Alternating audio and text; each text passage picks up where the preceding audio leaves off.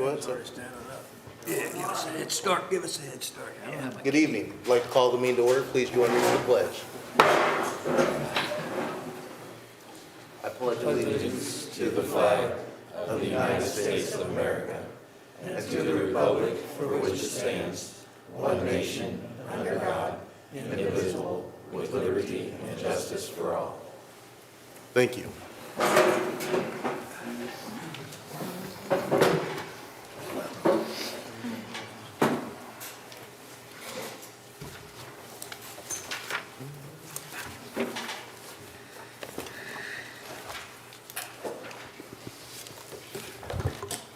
Moving to the consent agenda, the minutes for the January 17th, 2024 regular board meeting were included in your packet. Need a motion to approve the minutes as presented or with amendments. So moved. Second. It's been moved and seconded. Are there any corrections or additions? I saw none either. All those in favor, please say aye. Aye. Opposed? Abstaining? Thank you. Next, moving down to the financials, January bills were totaling $1,255,150.81, and the financial reports contained were within. Thank you for separating those out for us as well, Ms. Secretary.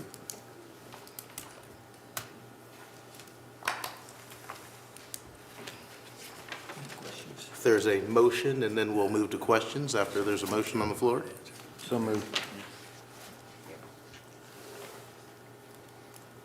Call question? It's been moved. Was there a second? I didn't hear one. Second. Are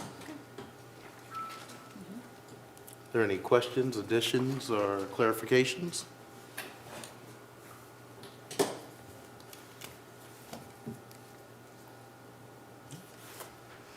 Hearing none, I'll call the question. All those in favor, please say aye. Aye. Opposed or recused?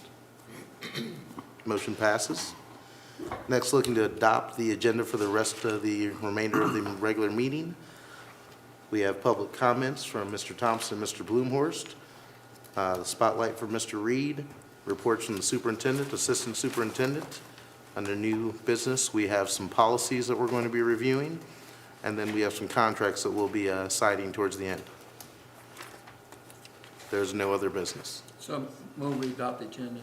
Yep. Second. All those in favor, please say aye. Aye. Opposed? Recusing? Thank you. We'll now move to public comments. Mr. Thompson, you're up first, sir. If you'd please come over here to the podium. And for those of you that don't know you, if you'll please say your name before you start. Yes, sir. Thank you.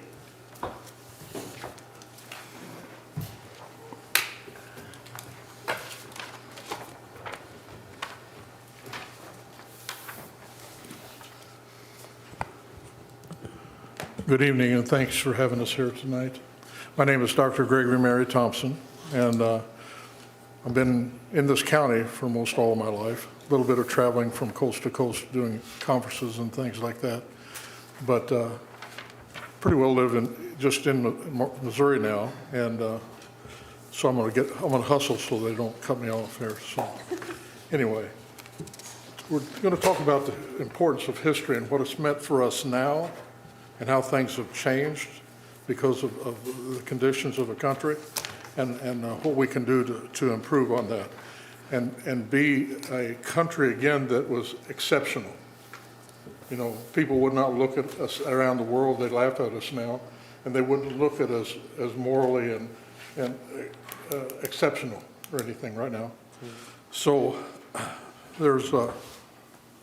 we've got two books that I'm going to talk about tonight that I'd like you to get a copy, and I'll get one for you if you don't have one and like one. I already gave one to one of the board members, but it's Original Intent by David Barton, and America's God and Country by Bill Federer. Both of them are two of the premier in the entire country historians. In fact, Bill Federer has a photographic memory. He's written between 30 and 40 books, and he resources and looks at everything. And So we need to, because I've had a couple of strokes, I'm going to read this, most of it, you know, guys, so just so that you get everything. If we love the children, what I'm going to ask for tonight, and especially not even to let our seniors go without trying to bring this into their lives, because what's been taught in a closed system, you know, I think that everybody here wants people to believe that the school system is nice, right? We want to lift up the school system. We want to lift up our community and stuff. We want to lift up our state, and we want to lift up our nation. And a lot of that's been changed because of circumstances, and part of it is because of education from colleges on down, trying to bring other things into the education system. We don't come with any malice on this. We come with just to work with you for our children, grandchildren, family, friends, neighbors in this. So does it make a difference? Here's was our exceptionalism, American exceptionalism, when I went to ROTC when I was in college. And that was the belief that the United States is distinctive, unique, moral, and exemplary compared to other nations around the world. We've lived that. We've had that as a beacon for other people wanting to emulate us and try to come to this country because it meant so much to them. It is important to know that the founding fathers and mothers of this country in our independence pledged their lives, their fortunes, and their sacred honor. You know, could we even find someone today that could do that? You know, and that's what we hope, that we hope to have people that aspire to do that, that want it, that see the goodness in that, that made us independent and free. Why knowing our history is important? Because of bias and rewriting of history.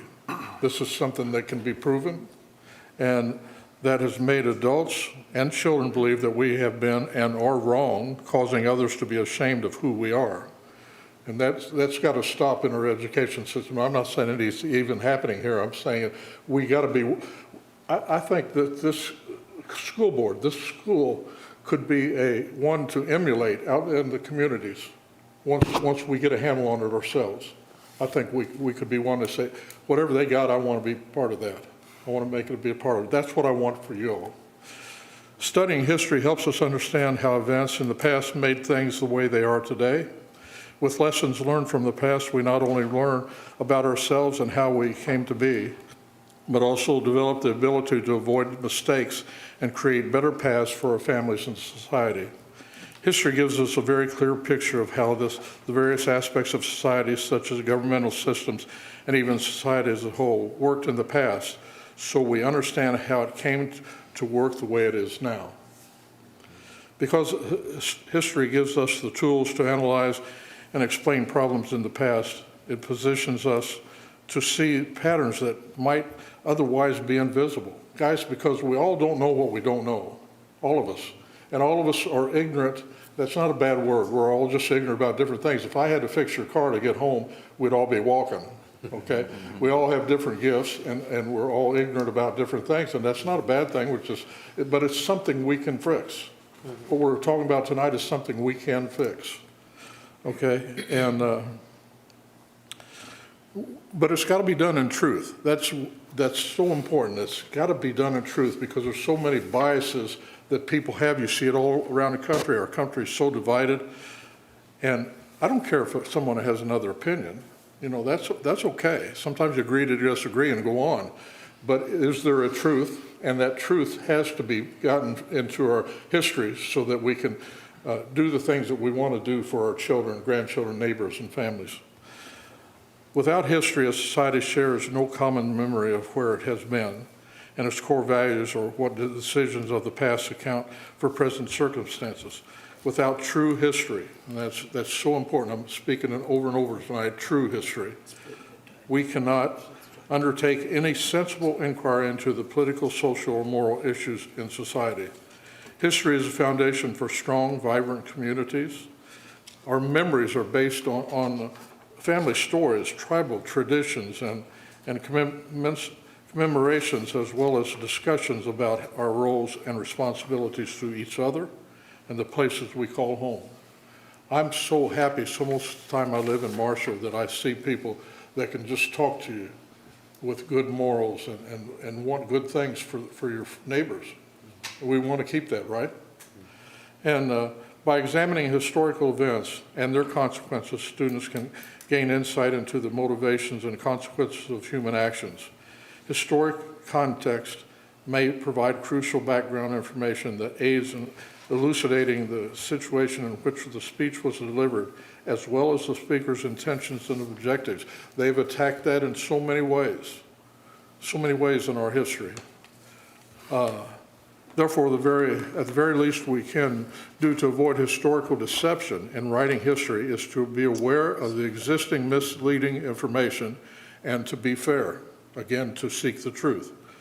Again, we should always write based from what is truth and disregard our personal choices and personal feelings, since it can affect how we write and how we present the sequence of history.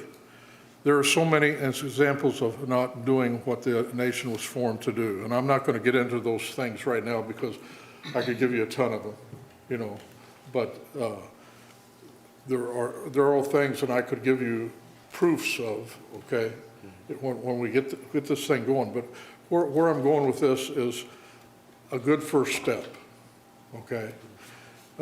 If we're strong enough now, and I believe that we could be a system that others would want to emulate, because there has been things that have been lied about in the history that the children get in their textbooks, okay?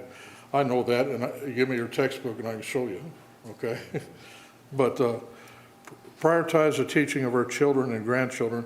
I believe what I would like to see us at least get these in the hands of our seniors before they leave here. Get them in the hands of our seniors and let them see what the truth is by primary source evidence.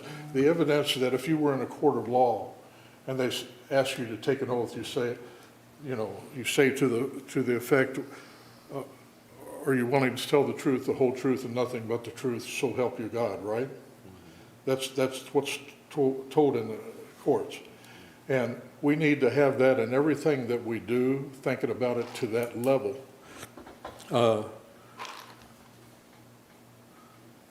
What I would love to see, and I'm just offering this as something to think about in this and get in these books to the children and to their teachers, because I would suggest that this is not any malice toward any. The teachers can't teach except what they've been given to teach, right? And so we have, if we know that history has been tainted, which it has, we can do something about it, and some other people can maybe want to say, hey, I want to do what Marshall's doing with their children.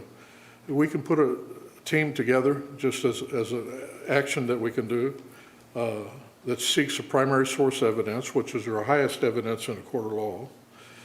And then second, put a team of administrators, board members, and experts together with us to come up with a plan of action for the lives and souls of our children and neighbors, and help us help you, help us help our children, and help us help our community and our country, okay? Anyway, thank you for having me, and I'm sorry I'm a little bit stumbling now, but you have, each of you have a copy, I think, of my comments, so God bless you. Thank you, Dr. Thompson.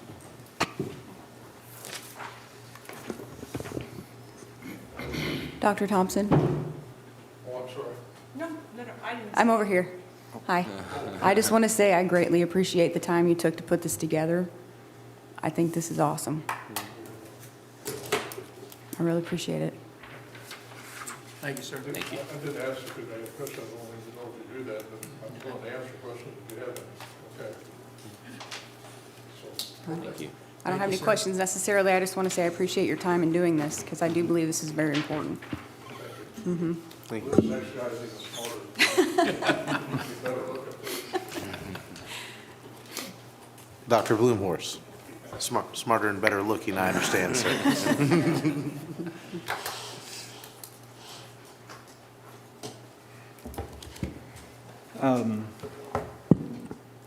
Thank you very much. I wanted to say go Chiefs, and I knew I'd be out of order, so I wore my Chiefs dress shirt tonight. And first of all, I don't like to be late, and I like to know where I'm going, so I came out here over lunch hour today. So, thank God I've ran into Mona. Mona had somebody show me how to get here. I was all the way over there. And I was so impressed with this building and the complex and the size and the cleanliness, as I was guided over here. And I got to say, what a blessing this building, this complex is to the Marshall community. And I've got to applaud you as a school board and all those that helped the school board to stick their neck out and saw this opportunity and had the courage to make this happen. And I've got to compliment you on how you remodeled and did all it takes to make this a school child friendly place. God bless you for that. I am grateful that you let me follow Greg. I'm hoping that my personal story, the story of my wife and I, will support Greg's story. Kathy and I have a grandchild that grew up in Lee Summit, Missouri. He is a freshman in college now. He went to Lee Summit Public School, grade school, and high school. My wife and I are very close to this grandson.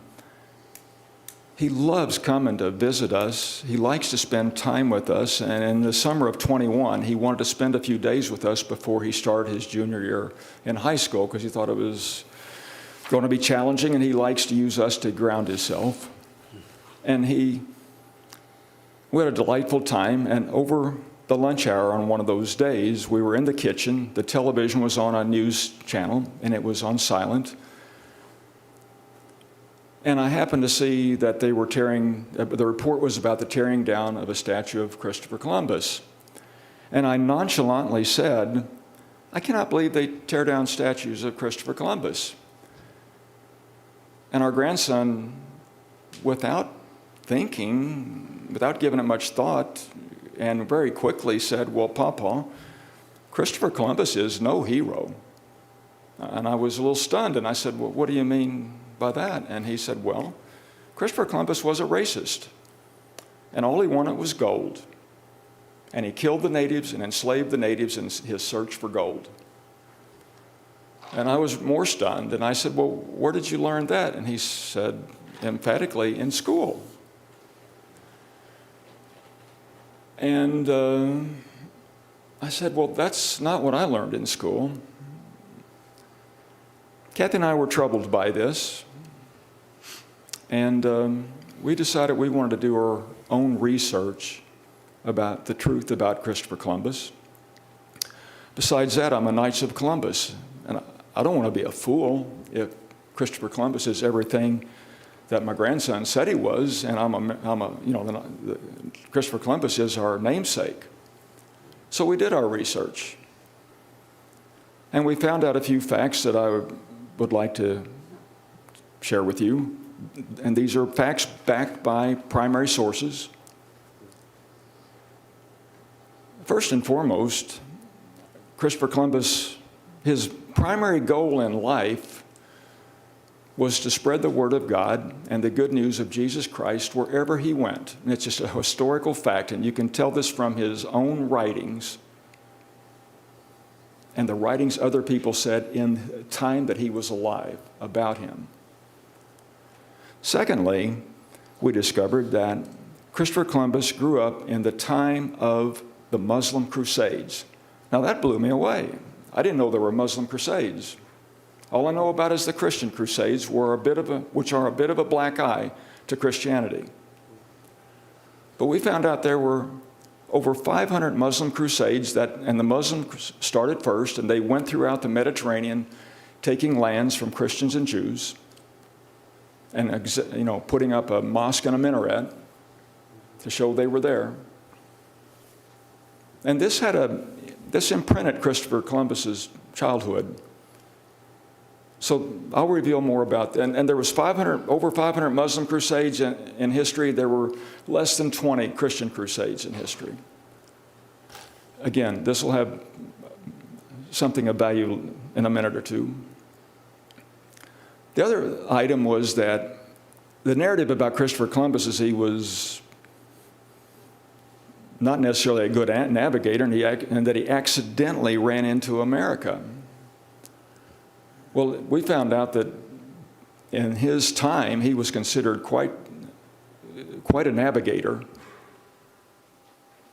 And he had a theory that most people didn't. Most people thought the world was flat. He had a theory with some others that the world was round, the earth was round, that it was a globe.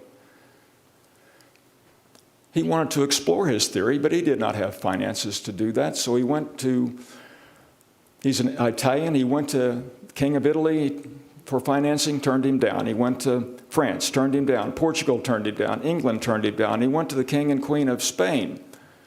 The King and Queen of Spain were quite intrigued because Christopher Columbus said, I believe if I sail west from here, I will run into the east side of India and China. And we would have easy access to the goods of India and China. This was of interest because the only way you could get to the goods of India and China at that time was to go by land, which was very dangerous because the Muslims were not allowing people to go through that area, their area. The reason it was interesting to the King and Queen of Spain is because of all the countries in the Mediterranean that were hit by the Muslim Crusades, Spain was hit the hardest. And the King and Queen of Spain had an interest in, if Columbus was successful, they would have access to these goods from India and China that they could use to then finance another Christian crusade to try to take their land back in their own country. So they financed him with 3 ships and 200 men. So he sets off sail to the west, going to run into India or China. What he didn't know is that the globe was much bigger than he thought. He did not know that there was a big landmass called North and South America that was in the way. So when he sails westward, he runs into an island that he thought was an island off of East India, the eastern part of India, but it was a Caribbean island. When he goes ashore, he encounters a tribe there, the natives, that were extremely friendly, extremely good, extremely welcoming, extremely helpful. They helped them live on their island for several weeks. Christopher Columbus wrote in his notes, these people are amazing, that his notes were to the King and Queen of England. When he got back, we need to give these people citizenship, equal citizenship as Spaniards. When he gets ready to go back he needed to go back to get supplies, plus give his report. He gets ready to sail. One of the 3 ships runs aground, so it's no longer can sail. He has to leave a third of his crew behind. He said, don't worry, the Tainos, that's the name of the tribe, T-A-I-N-O-S, Tainos, yeah. They're good people. I'll be back as soon as I can. He goes to Spain. King and Queen are happy with him. They give him 17 new ships, over 1,000 more people. When he lands at the place he took off from, the island he landed first, he discovers that his men have been killed, and many of them have been eaten, cannibalized. He finds the chieftain of the Tainos tribe, and he says, what happened here? The chief said, I tried to warn you, we're not the only natives on this island. The natives, they call them the Caribs, which is what the Caribbean islands are named after, said they are our enemy, and they are a soulless, godless, brutal people. And they kill anybody that is not them. They are the true racist. And then to make things worse, then they eat them. That's just their custom.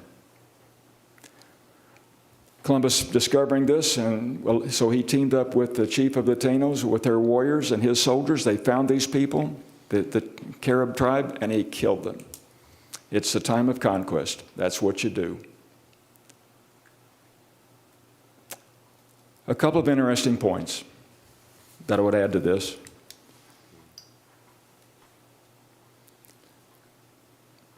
Since 1492, over 500 years, there's been 600 statues of Christopher Columbus erected because of his good reputation, because of there had to be good feelings about him or you wouldn't have 600 statues. I don't know anybody that's got 600 statues. The other thing I would say, Christopher Columbus was an Italian, a different culture than the Spanish culture. The explorers that came after Christopher Columbus, the Spanish explorers, were not him. Many of them were brutal, and all they wanted was gold. And they killed and enslaved the natives to get their gold. That was not Christopher Columbus. Christopher Columbus does not deserve that rap, which is true that followed him, but that was not Christopher Columbus. One last quick comment, because Greg's story reminded me to say this. In 1831, Alexis de Tocqueville, a Frenchman, came to America to study America because America was flourishing and France was floundering. And he was just wanting to know, why is that? We had our revolutions at about the same time. So he traveled all over America for 4 years, and he wrote a book. And in his book he wrote, of all the countries in the world, America is the exception and not the rule. He is the one that coined the term American exceptionalism. And he said, America is exceptional because of its morality and its spiritual life. So my appeal tonight is that we make sure we teach our kids the whole truth about America, good, bad, and ugly. The whole truth, good, bad, and ugly. And let our children, and this truth has to be based on facts, and then we let our children use their own logic and common sense to make their own decisions about why is America so exceptional. I thank you so much for your time. And I'd answer any questions if you had one. No, but I'd make a comment. I don't know how many of you listen to the radio during FFA week, but Tom comes on and gives testimony and tells his experience about when he was in the FFA, and it's very inspiring. Tom, I thank you for doing that.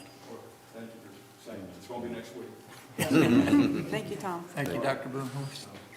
Thank you, Dr. Bloomhorst, as well. So for any of you all that were counting, of course, we allowed comments to go well over for public comment. We rarely have those, and we appreciate you all coming and bringing those to us, especially talking about education and in terms of what it means to our children and teaching true education versus possible rants or other things. So that is why I allowed it to go on without interruption. Thank you all.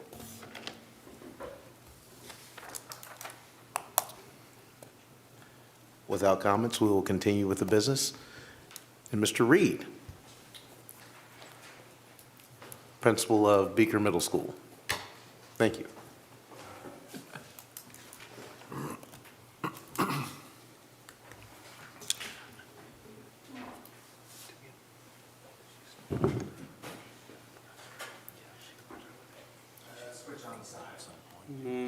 There you go. All right, thanks. Like Mr. Jake said, I'm Travis Reed, the principal of Beaker Middle School and the Northwest Fifth Grade Center.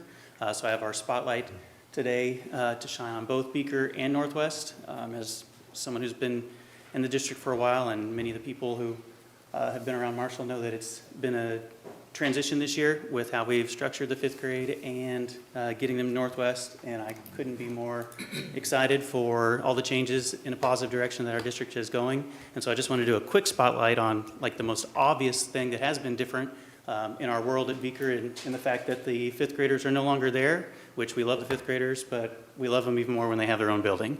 And so these are some pictures back from the beginning of the year. that it just warms my heart when I walk into that building, and I know that those fifth graders have a home, and it's their place, and they don't have to brave the elements to go inside to use the restroom or go to music class or PE class. They don't have to worry about any of that anymore. And so I can't say again how appreciative I am for you guys as the school board and the community in general to help make that happen. So some of the things that we've learned, and we have Ms. Gaskell here, who's the vice principal at Northwest, and she's doing a great job over there manning the ship. It's a horribly awkward setup. It's not. I know, it's okay. If you need to, I can scoot back if you need to. Yeah. So like I said, number one, just to have a building of their own, a place to call their home. They've kind of been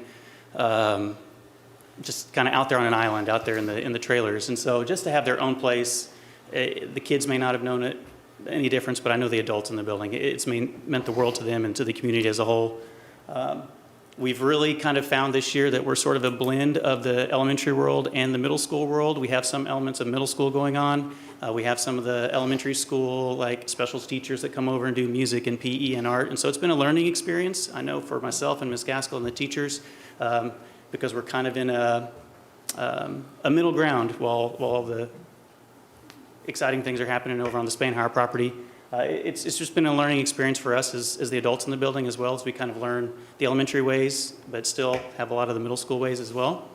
And then just having a smaller building where you have, 10 to 15 staff members compared to 60 to 75 that we've had at Beaker the last few years, it's meant we've been able to do a lot more collaborative opportunities with instructional coaches, just meeting with each other and their counterparts, going over data, BIST information, providing feedback to all adults in the building. So it's just been so positive in so many ways. I just wanted to spotlight that because it was a decision that was made long ago, but it's been everything to us. And kind of as I don't know if it was an intended consequence, but an unintended result was our Beaker schedule freed up quite a bit when fifth grade was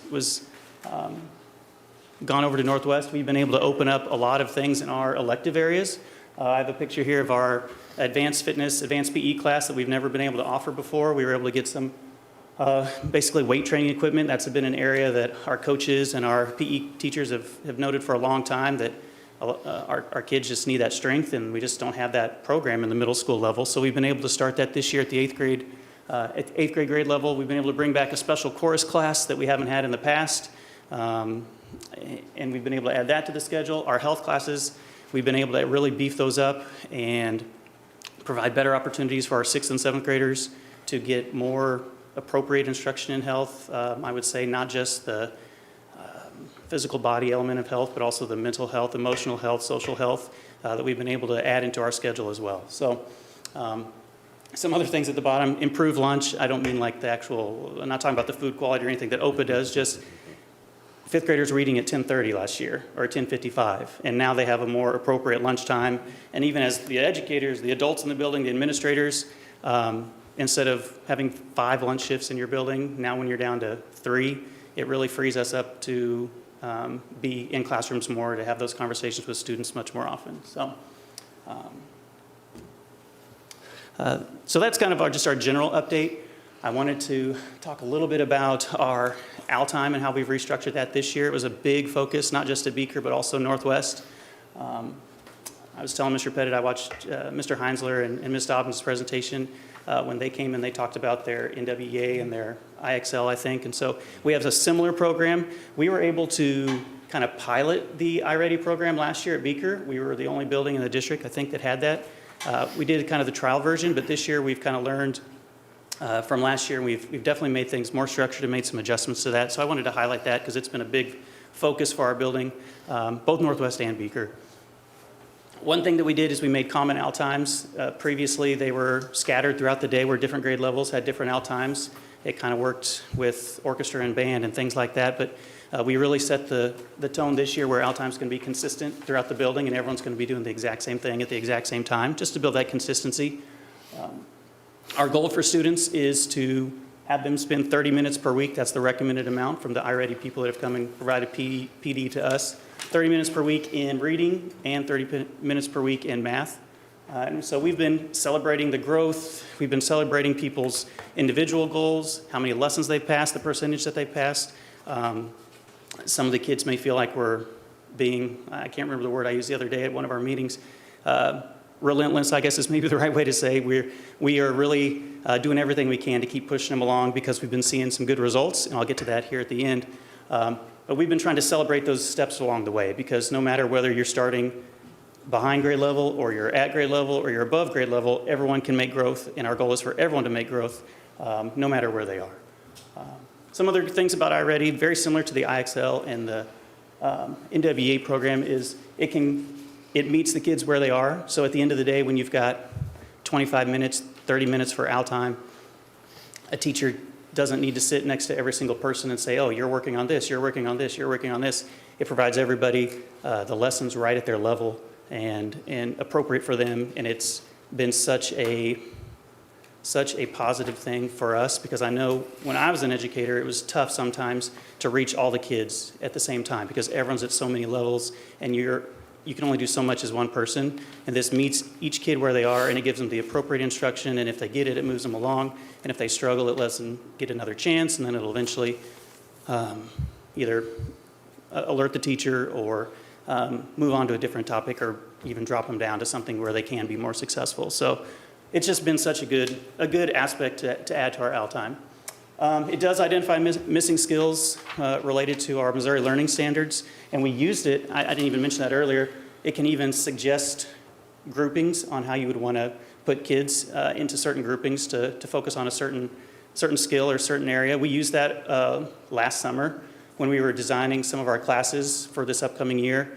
We have some enrichment classes in 6th grade and 8th grade, and we were able to identify, hey, these are the kids that really struggled on vocabulary, or this group of kids really struggled on reading comprehension, or this group really does well in geometry but struggles in numbers and operations. And so we were able to kind of make some dedicated classes specific to these kids that need these skills.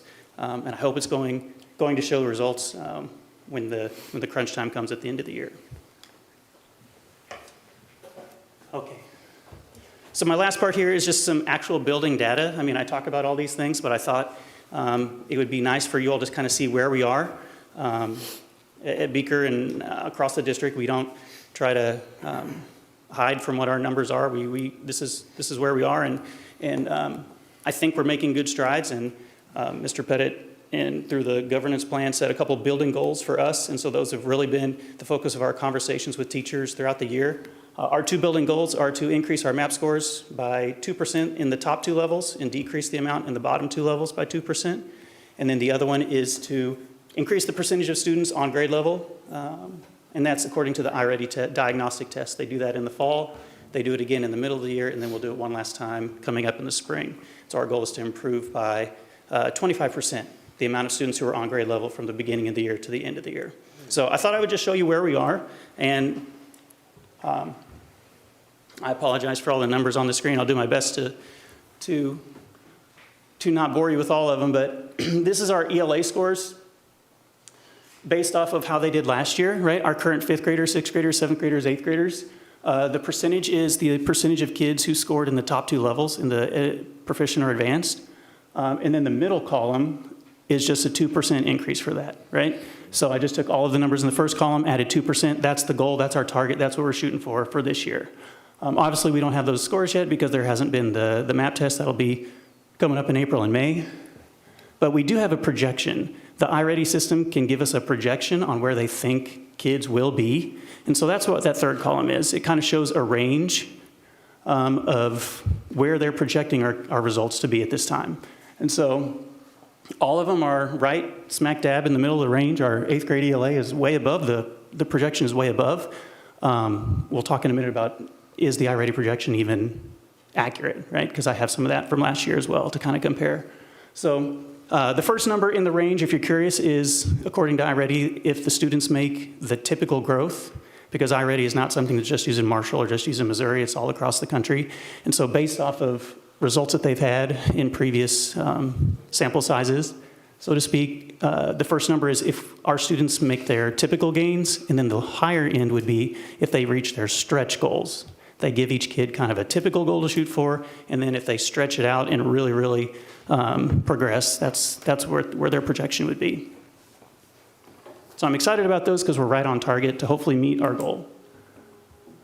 Excuse me. The math one is very, very similar, kind of in a similar vein to the high school. Our math scores are a little bit lower than our ELA ones.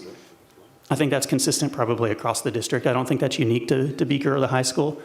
So the same thing going on in this chart. The first column is our percentage of students who were proficient or advanced last year, and then we bumped it up by 2%. That's the target we're going to go for. And then the third column is where iReady is projecting us to be according to the results whenever our students took the diagnostic test in December. I am hoping that the fifth grade math one is an outlier because that one stands out to me as a cause for, at least, I don't know if concern isn't the right word, but it just definitely made me take notice of that one. But all the others are looking right on track. So my hope is that that fifth grade math one is an outlier because all the others are looking in a good spot. Okay, and this one is a little hard to read, I apologize. But this is basically, okay, I already can make these projections. Does it even mean anything? Because anyone can go out there and make projections. That doesn't mean it's going to be accurate or it's worth its weight in gold or whatever. So these are the predictions that they made last year based off of our results from last year and then how we actually performed, if that makes sense. So like our fifth grade ELA, there at the top left, they predicted we would have 38% of our kids in the top two levels, and then our actual result was 36%. So they were, we were 2% below what they projected. And so you can kind of see there, it's a variety. Fifth grade math did 3% better than they thought. Sixth grade did not quite live up to their projections on either ELA or math. But then over here right above my head, the seventh grade knocked it out of the park. And I'm hoping kind of the fifth grade math will be a similar situation this year, where they only projected 18% in seventh grade in ELA, and we did 11% better than what they projected. So, and then they nailed eighth grade ELA right on the head. So it kind of can give you, is it the perfect projection system? No, but is it going to be fairly accurate? From last year's data, in most cases, it'll be pretty close. Okay, and then I promise these are a lot of words, and this is the last one. And so our second goal about our students, we want to get that 25% growth on the iReady, the amount of students who are on grade level from the beginning of the year until the end of the year, right? And so all of our students took the iReady diagnostic exam in late August, early September. And so we have those results. And then this is when they took that same diagnostic exam in December, midway through the year, how much growth we've shown, how many kids, the percent that we've increased on grade level. And the good news is that every grade level has shown and every subject area has shown growth. And then I also put it in parentheses off here to the right in terms of the actual number of students, because I think sometimes it's easy to see percentages and you don't really, it's not easy to put a tangible value on that. Like you can actually see we've moved this many kids onto grade level compared to where they were in August. And hopefully that'll only increase itself as we move from the December assessment here until April or May, whenever we do it for a final time. So our goal is to get 25%. That's a pretty aggressive goal, in my opinion. We'll be able to get 25%. I don't know. Seventh grade math is over halfway there. They've made it to 15% in the first semester. We're going to do everything in our power to get to that 25% growth in all of these areas. But I think it's just important to even see how many kids we've bumped up onto grade level just already in the first semester. And one thing I feel like I should say as well, and then I promise I'll be done, is I think sometimes we put these numbers on here and we focus on the kids in the top two levels, but even those kids in the lower levels are just as important and in a lot of ways can even be more important.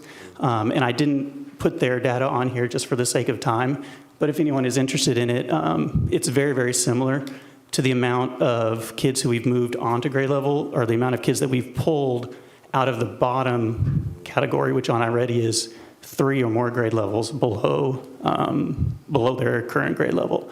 And so we've seen a lot of progress in that area as well. And those students are just as important and deserve just as much attention and just as much recognition as the ones who may be performing at grade level as well. So that is my last slide, but I'll be more than happy to do my best to answer any questions or any clarifying comments that you all may have.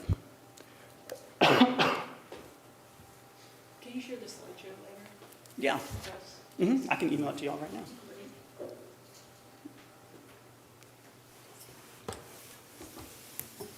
Thank you, Mr. Reed. Sounds like everyone's letting you go without questions today. I would be interested in the lower two-tier information, if it's not a lot for you to gather, just for us to see. As you said, the students that are excelling is one thing, but the students that are coming out of kind of that COVID loss and behind a little bit and where we're catching up is very important for me to see too, to see Yeah. who's coming up on grade level and those things, so. Yeah, I'll be more than happy to do that. I was talking to our teachers about that at the last, not the PD day this week, but the one at the end of January, just because a lot of people don't, I think, even maybe necessarily know, like the kids who score at the bottom level, you can either get 1 point, 3 points, 4 points, or 5 points, depending on which level you're at. And those kids at the bottom level, that jump from 1 to 3 points is just as significant, sometimes more significant than that kid at the top of the chain who you're trying to get from a 4 to a 5. If you can move those ones from the bottom who might be somewhere between 1 and 3, you can really make a lot of progress, even though they may not be achieving at grade level, but even to show that progress. And it's been a big focus to just make sure our teachers are educated about, hey, everyone in our building matters, no matter if you're at the top of the achievement chain or you're struggling. Everyone has a chance to help our school out and help themselves out. So, but yeah, I can definitely get that to you. Thank you, sir. I have a question. Have you seen the behavior of the kids get better because they see that they have more purpose, or they're striving, or they're succeeding? Has that been, or has that even kind of thought about or looked at? I'm just curious. That is an excellent question.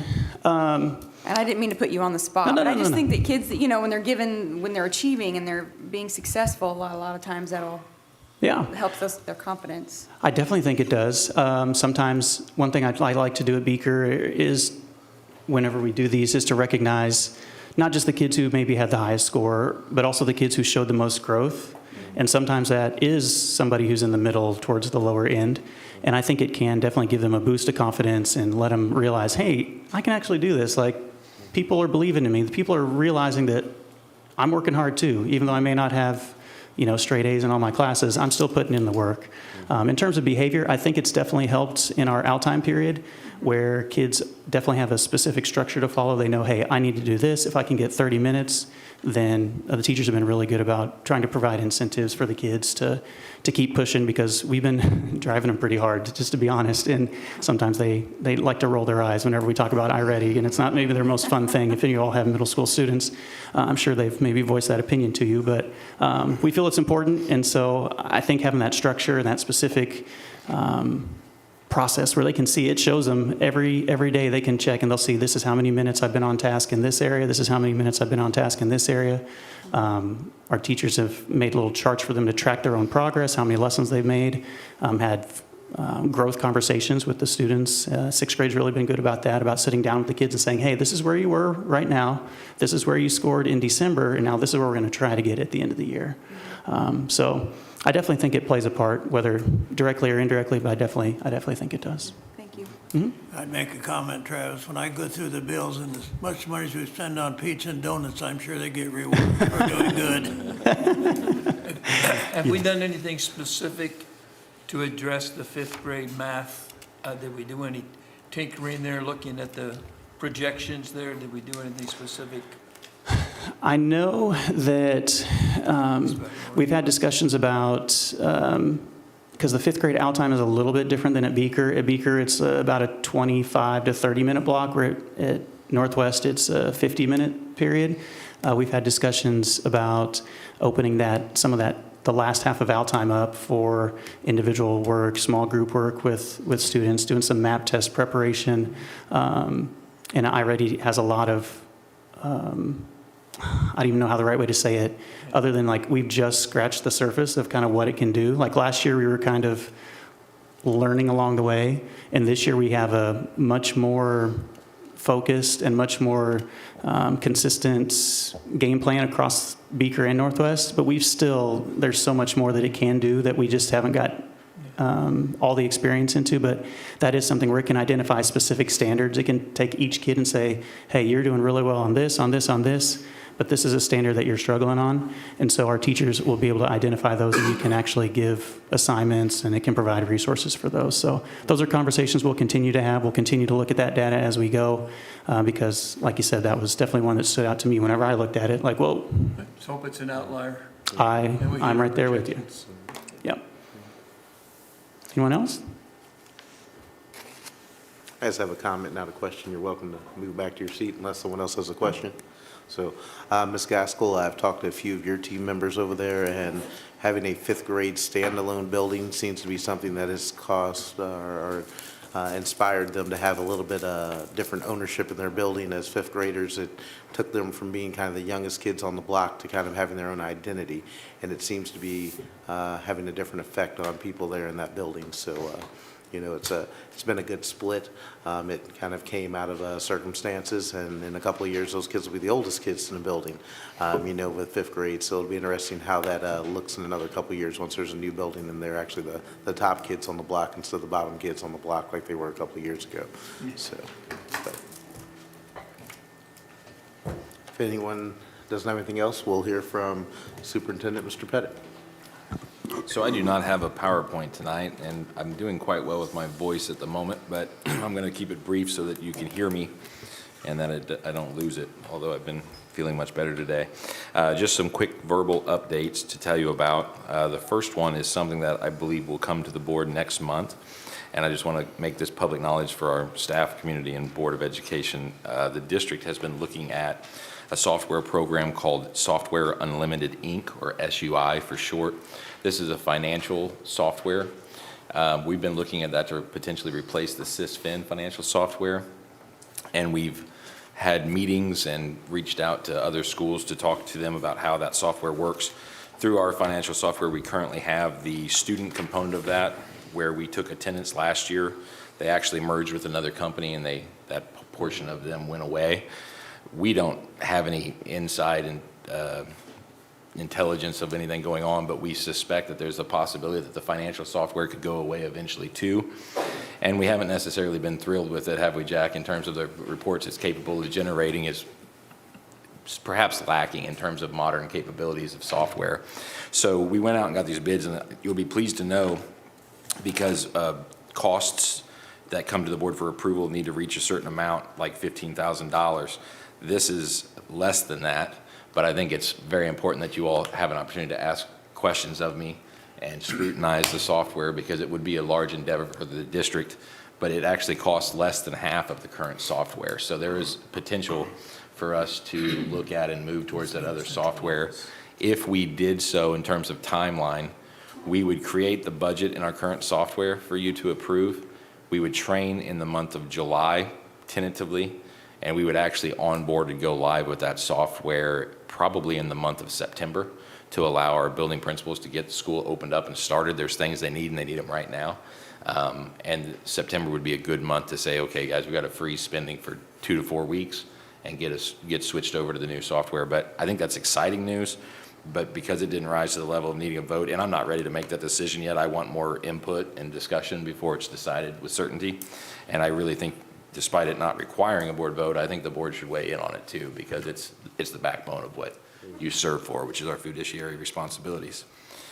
Things to anticipate next month, I'm going to bring you a lot of information about salary and benefits specific to certified staff. Those conversations have started around the district in the past week, and I'll be talking to you about the budget timeline for this spring. So that's all I have for my report this month. If you have any questions, I'd be glad to take those. I know we started a conversation about SysFin probably, 2 years ago? Yeah. About that it was going to be fading out, that it was becoming inept basically for our needs as far as a district, and that there were parts of it that were going away. It didn't talk to other programs, and it was a real problem for us. So I knew that was on the horizon for us, but I'm glad that we're getting ahead of the game before we get pushed and have to make some changes and be forced with our backs against the wall. So. Absolutely. Mr. Rinke, yes, sir.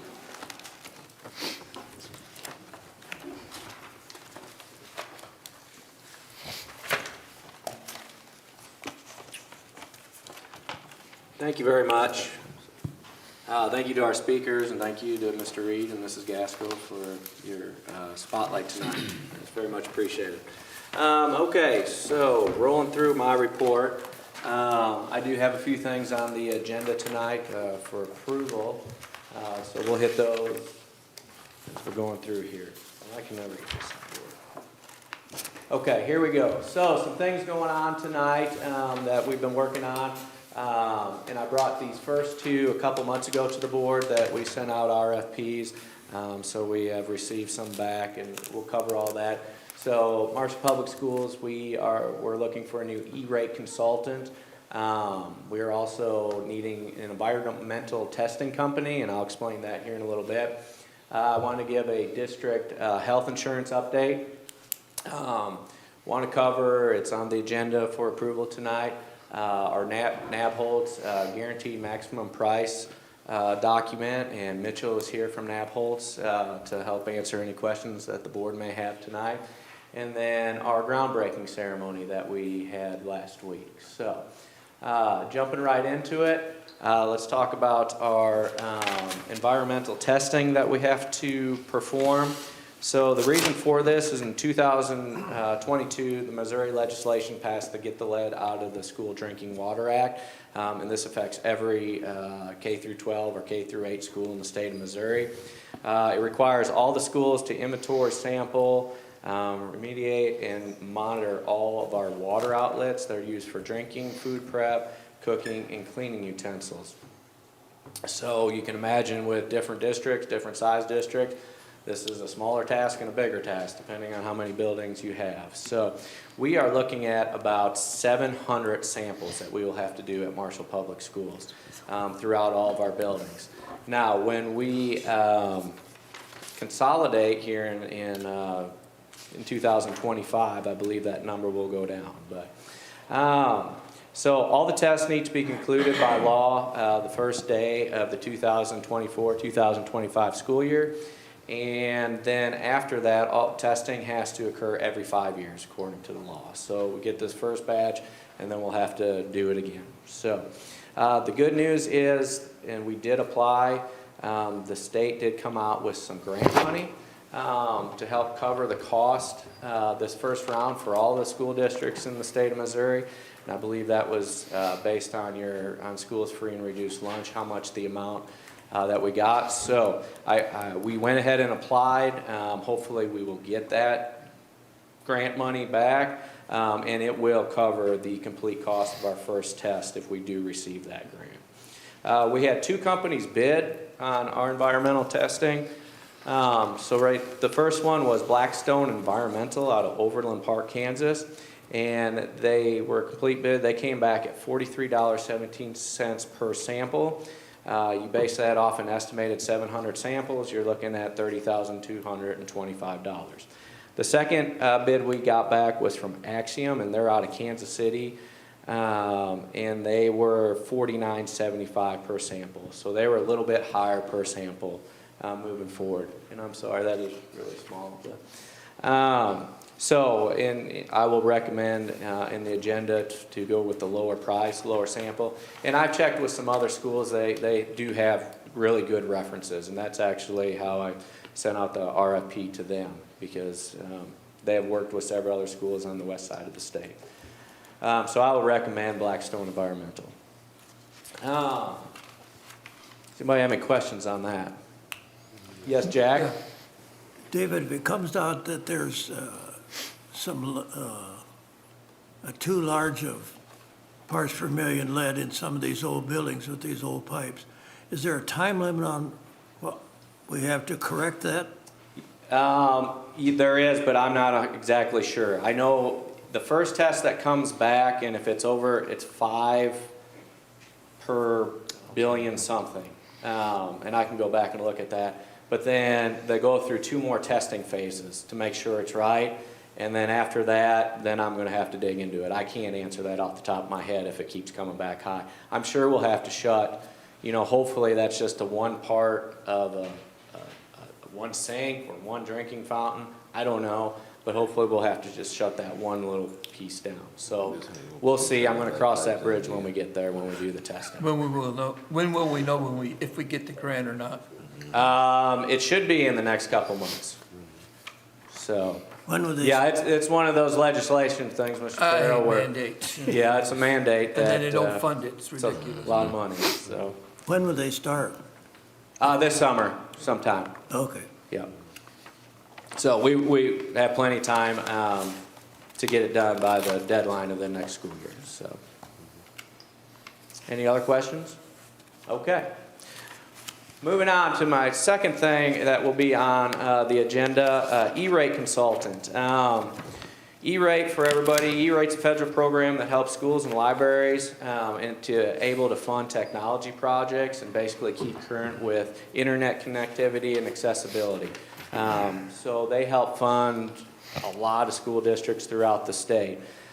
E-rate has two categories, and that's going to matter because in the bidding process that I'll explain here in a little bit, they have a category 1. Basically, category 1 for E-rate is your internet providers and your fiber on the outside of the district to be able to bring that information all in and actually connect our buildings. So all of our buildings in Marshall Public Schools, and I'm not a technology expert by any means, but are connected underneath the streets of Marshall and through everything else. So, and category 2 is actually the hardware that comes into the buildings that allows it to communicate, such as servers and switches, and bring the internet into the buildings and get to the computers. So usually your internet fees are not as much. The hardware that we buy is usually pretty pricey when we update that. So, and I'll explain that in a little bit. Each year applications are different depending on the needs of the school and the school district. And you're probably asking, well, why do we need an E-rate consultant? Pretty much well, I'm not going to say every school, but most schools do hire an E-rate consultant because E-rate is a bear of its own. The requirements, the application process, keeping up with the guidelines that the federal government is constantly changing, and it truly is like a full-time job. So to continue to be able to apply for those grants and be successful at those grants for the district, it's good to have a consultant. And Marshall Public School District has had one in the past for years.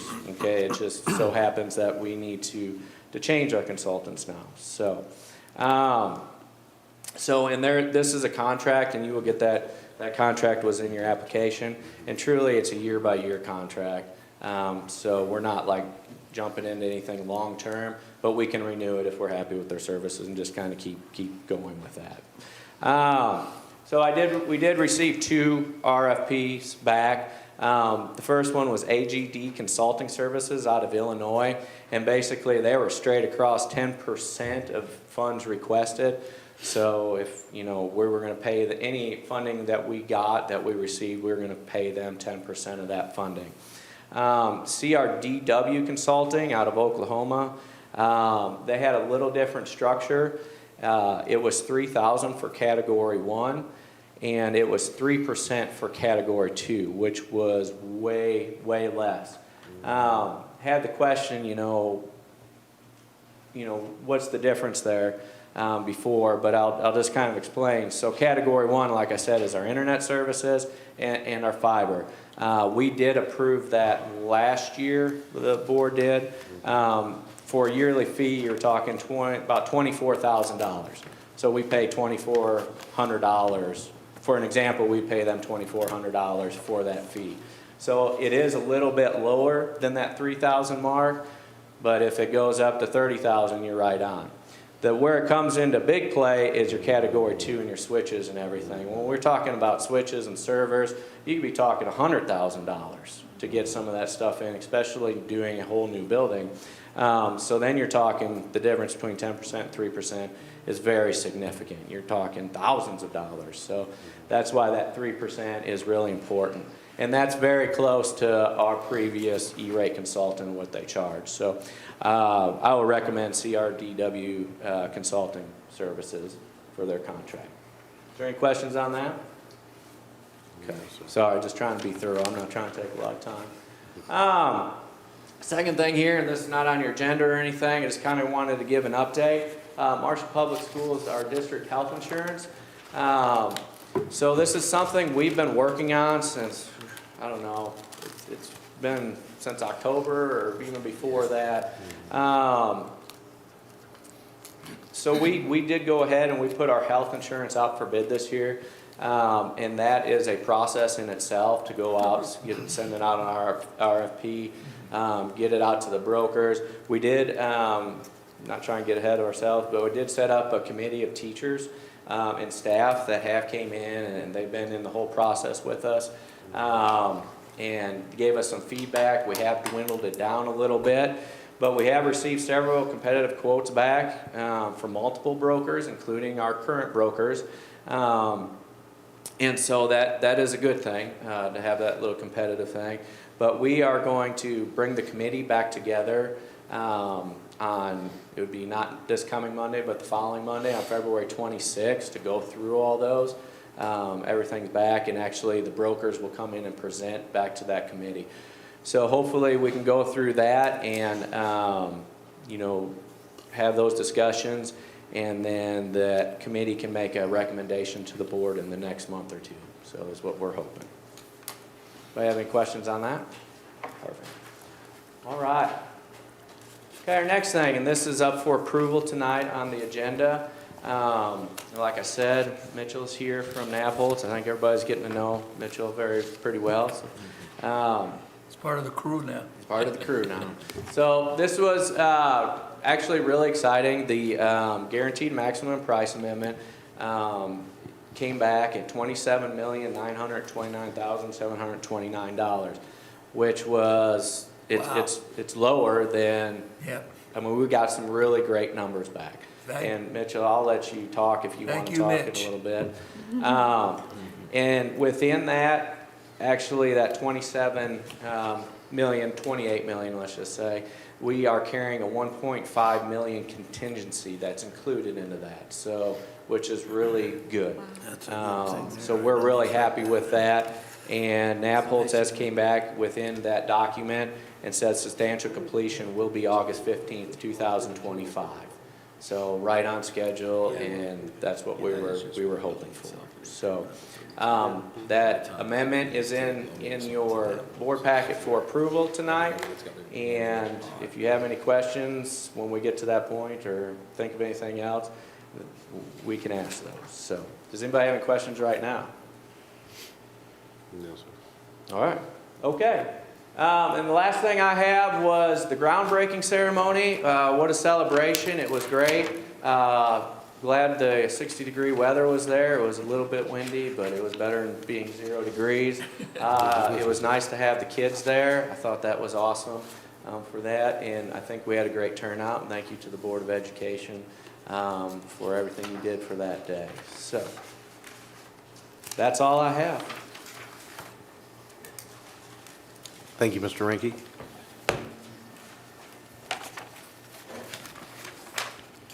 Moving on to new business, there are some MSBA policies that are sent to us for revise for first reading.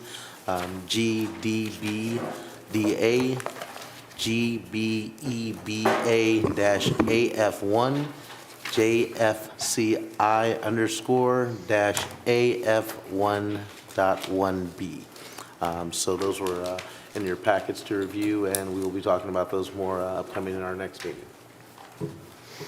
The next item is to approve the Blackstone Environmental, or I guess the discussion of what we'd like to go with as our lead testing group.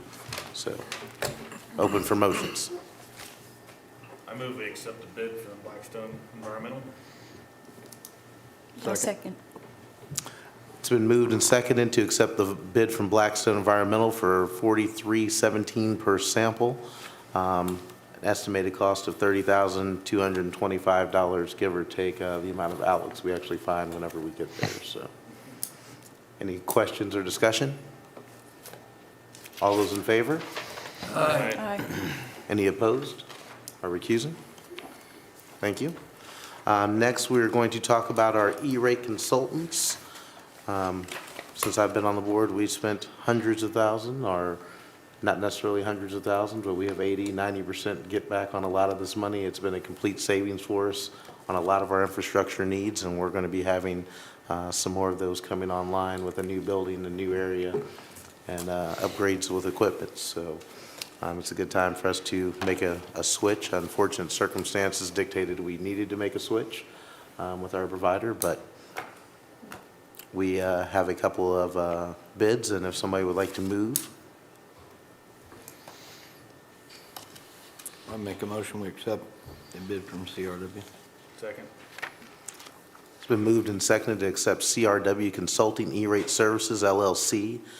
They were $3,000 for Category 1 and 3% for Category 2 on a complete bid. Also agree?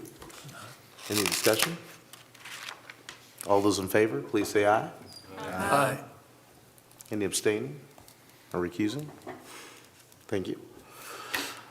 Passes. Now to approve the guaranteed maximum price for the Marshall Intermediate Building School from Nabolt's Construction, which Mitchell guarantees. I move. Accept. Second. It's been moved and seconded to approve the GMP price, just short of $28 million. All those in favor, please say aye. Aye. Any opposed or abstaining? Mr. President, Yes, sir. I'd like to, I know you skipped over it and we're done with it, but there's going to need, I think there's a correction that will need to be done on page 3 on the policy revisions, and I'll just call that the detention of someone here later on to take care of it. Okay. I think there's a wording problem on that. You want to check me out, Dr. Mike? Well, sure. Looking up the Page 3 under bereavement leave. I think they took an extra word out. Oh. So check it out for me. All right, that's it. I'm sorry. Well, no problem. We will make sure that that wording fits for us for our next meeting when we actually move to look So we to approve it, approve those policies at that time and make sure everyone is satisfied with them as they are going out, and we will be adhering to those for district business. So, Brian, yes, sir. I've talked about this before, and Mr. Pettit and I talked about it yesterday, that bereavement leave for a spouse is too short. And he tells me that's the guideline that the federal government makes us do, and if we change it any, then it comes out of our pocket.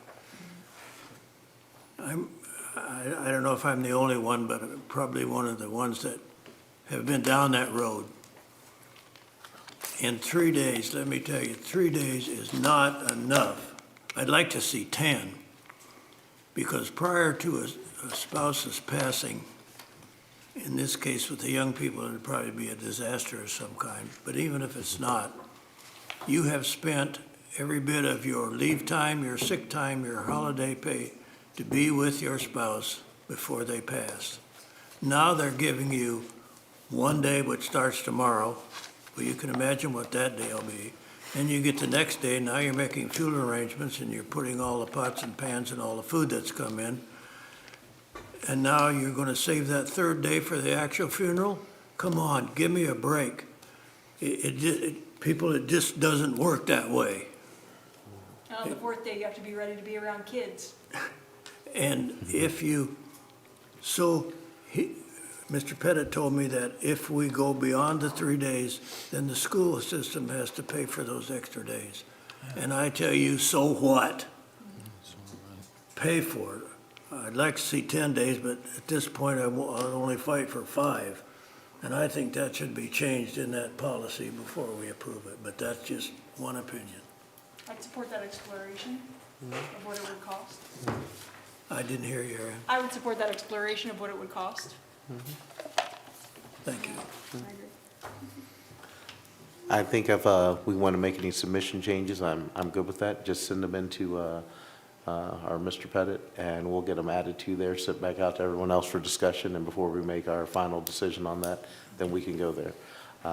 If it sounded like Aaron wanted to maybe look at the financial impact of that slightly, I know there's an emotional impact. I definitely understand where you are on that side of it, Jack, so maybe we can have Ms. Renault pull some figures to see what that'll look like for us, so that, for our fiduciary duty, but we also have an emotional duty to our employees, and hopefully none of our employees have to go through this, but there will be a small number of them that will.